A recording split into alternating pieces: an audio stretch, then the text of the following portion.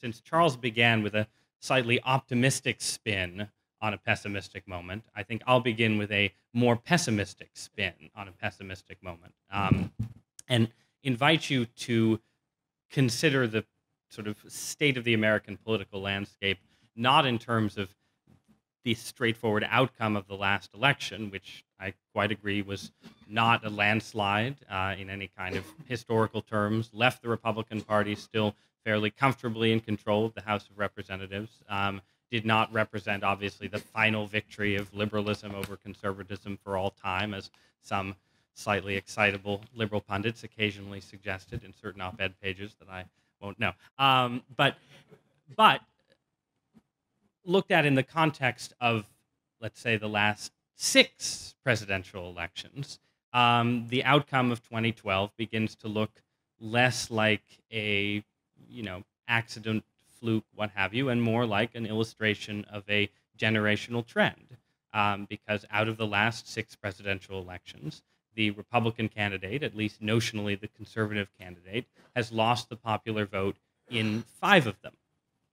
And that is a consistent record of failure and defeat to come close to rivaling the Democratic Party's similar record of failure and defeat in the era of conservative ascendancy under Ronald Reagan and George H.W. Bush. And it is a record that I think, as the Democratic experience indicates, is perfectly compatible with continuing to hold power in Congress. If you look back to, again, to the era of Ronald Reagan, the Democratic Party remained powerful in Congress, controlled the House of Representatives and, at various points, the Senate during that period. And this was cited fairly consistently by liberals as evidence that they hadn't actually lost the country after all, and which was true in the sense that neither political party ever fully loses the country, but it didn't prevent that era from being a time defined by Reaganism, republicanism, and conservatism much more than liberalism. So it's been a difficult, not just a difficult 4 or 8 years, it's been a difficult generation for the Republican Party. And, well, fair enough, you say these things move in cycles. Republicans and conservatives had a good run in the Reagan era. Now we're having a tough time, but we'll come back. And that is, I agree, completely plausible and realistic. But then if you step back to a longer timeline still and combine that timeline with, I think, many of the philosophical arguments about the nature of the American Constitution, the trajectory of that Constitution over the 20th century, I think things actually look even bleaker then for conservatism, because suddenly, given that we've had such a rough go of it over the last generation, and given that we had such a rough go of it over the 2 to 2.5 generations prior to Ronald Reagan, the Reagan era suddenly looks more like a kind of parenthesis in a long, extended, century-long period of liberal dominance, and less like a sort of a reaction that is or opens into a truly meaningful rollback of the administrative state. So this leaves, I think, constitutional conservatives, would-be constitutional conservatives, in an uncertain position, because you don't want to find yourself in the position, since we've discussing Roman analogies, of, say, the Emperor Julian, right, who was a sort of, a version of a constitutional conservative, in the sense that he came to power and believed that it was possible and indeed plausible to roll back the pernicious effects of Christianity, which he saw as sort of the liberalism of the 3rd and 4th century AD, and found fairly quickly that that kind of rollback was simply impossible, that a constitution, or in his case, a religious settlement long lost, can't simply be restored through the force of political will alone. And you could make the same point about the Emperor Justinian a couple centuries later. That there is a problem for a political movement that looks too far back in the past for its grounding in its ability to deal with politics as it actually exists today. So what does this mean for conservatives right now? Does it mean that what you need is just simply a sort of thoroughgoing abandonment of ideas about constitutional limits on government? Well, no, I think surely not. I think actually, though, the lesson of the trajectory of American conservatism over the last 20, 30, 40, 60, 80 years is that constitutional conservatism is necessary but insufficient.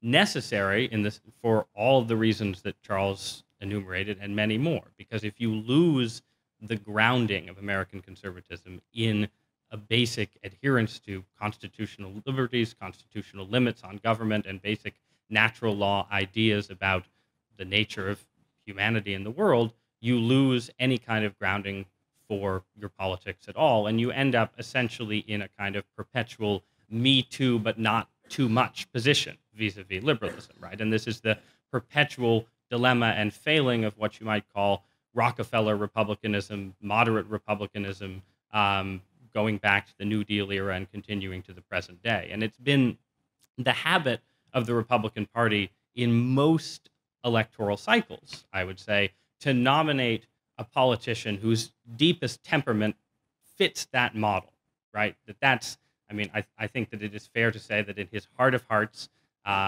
Willard Mitt Romney was a John Lindsay, Jacob Javits kind of Republican, and this informed the healthcare bill that he passed in Massachusetts. It informed his deep and obvious discomfort with the language of conservatism in the campaign, and it created the sense of pervasive mistrust and understandable mistrust that actual conservative voters had for him. And I think if you walk back through the various campaign cycles, back through John McCain, back through Bob Dole, back through George H.W. Bush, back to Gerald Ford, and all the way back and back and back, again and again, this is the type and the temperament of politician that the Republican Party nominates. Now, there are exceptions.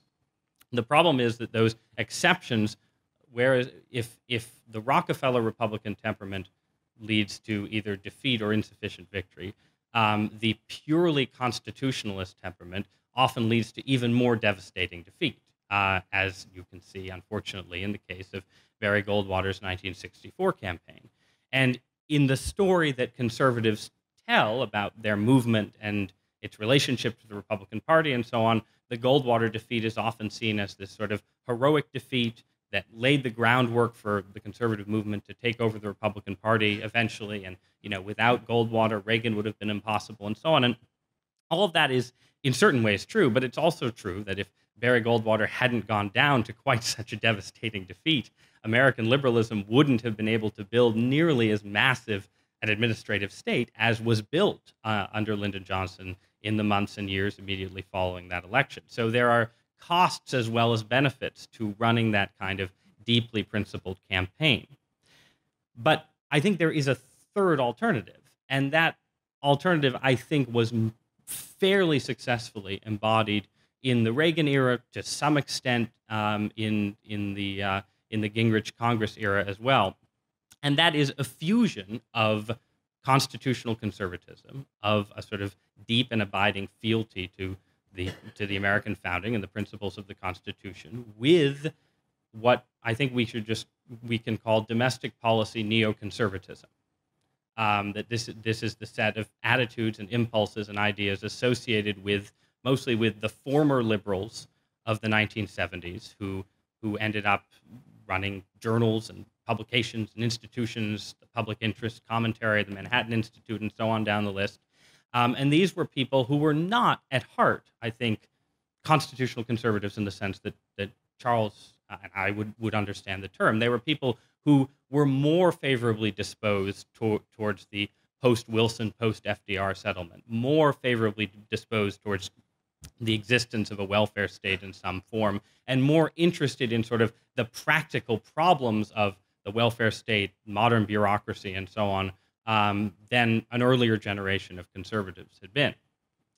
Now, the neoconservative temperament has, as Charles would be quick to tell you, problems of its own, which is that, namely, if it lacks a sort of constitutional core, it quickly becomes ungrounded and drifts off towards a form of what in the Bush era people talked about as big government conservatism, right? And I think if you look at the Bush era, you see a period, George W. Bush, not George H.W. Bush, a period of, in certain ways, real promise for American conservatism, a moment when there seemed to be a real opportunity to actually shift the trajectory of American politics rightward in a deeper way even than Ronald Reagan had achieved.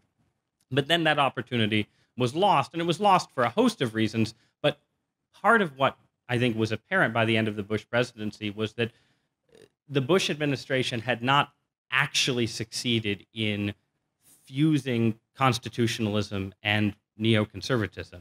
And maybe in part, obviously, because that fusion is very difficult. But basically, when things began to go wrong for the Bush White House, there wasn't the kind of deep reservoir of trust with conservatives that the Reagan White House enjoyed on philosophical grounds. And I think people who worked in the Bush White House, many of them my friends, many of them wonderful people, were not always as philosophically conservative and as they perhaps should have been. And you'll hear I had an exchange with someone who worked in the Bush White House and was critical of developments therein, who said that the biggest problem with the Bush White House was that he used the term limited government conservatism, but we can use the term constitutional conservatism.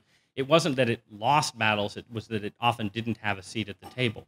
And I think that is the big challenge for conservatives in the Republican Party going forward, to make sure that there is a seat at the table for people whose primary focus and primary interest is on the Constitution itself, is on returning America to its founding ideals, limiting the expansion of the federal Leviathan wherever possible.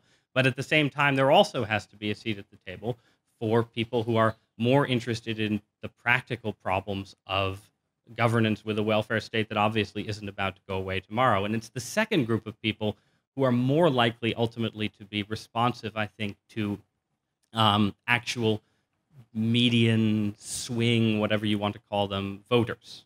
And I think this is where, in order to be viable as a national political movement in the present day and age, constitutional conservatism needs resources and ideas outside itself to some extent.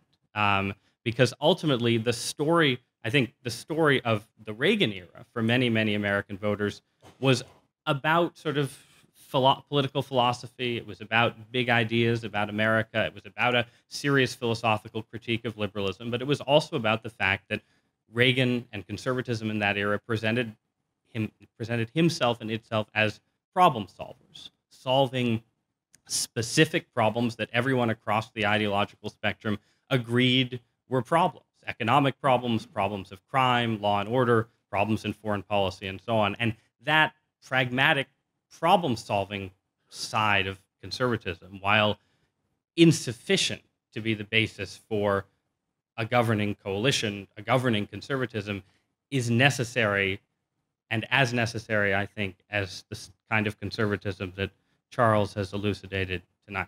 So, on that note, thank you very much.